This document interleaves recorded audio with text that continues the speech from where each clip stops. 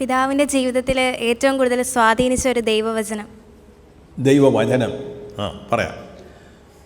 John 3:16 അവനിൽ വിശ്വസിക്കുന്നവരാരും നശിച്ചു പോകാതെ നിത്യജീവൻ പ്രാപിക്കേണ്ടതിന് ദൈവം തൻ്റെ ഏകജാതനെ നൽകുവാൻ തക്കവിധം ലോകത്തെ അത്രമാത്രം സ്നേഹിച്ചു.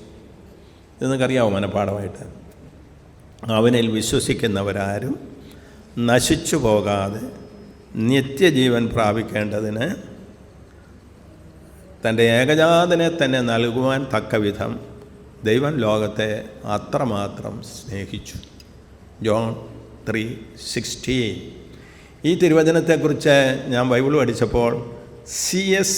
സ്പിക്ക് എന്ന് പറയുന്ന ഒരു ബൈബിൾ പണ്ഡിതൻ പറയുന്നത്, C.S. സ്പിക്ക് യോഹന്നാൻ എഴുതിയ സുവിശേഷം മുഴുവൻ ഈ ഒരൊറ്റ വാചകത്തിൽ സംഗ്രഹിക്കാവുന്ന ആ സുവിശേഷത്തിൻ്റെ മുഴുവൻ സന്ദേശം അതിലുണ്ട്. അവനിൽ വിശ്വസിക്കുന്നവരാരും നശിച്ചു പോകാതെ നിത്യജീവൻ പ്രാപിക്കേണ്ടതിന് തൻ്റെ ഏകജാതനെ തന്നെ ലോകത്തിന് നൽകുവാൻ തക്കവിധം ദൈവം ലോകത്തെ അത്രമാത്രം സ്നേഹിച്ചു. ഈ തിരുവചനമാണ് എനിക്ക് ഏറ്റവും അധികം ഇഷ്ടപ്പെട്ട ഒരു വചനം.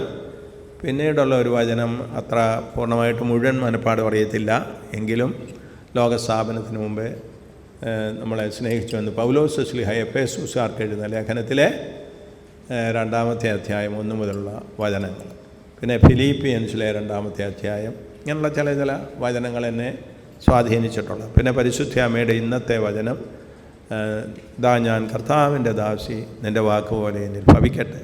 ഇങ്ങനെയൊക്കെയുള്ള വചനങ്ങളാണ് എന്നെ സ്വാധീനിച്ചത്.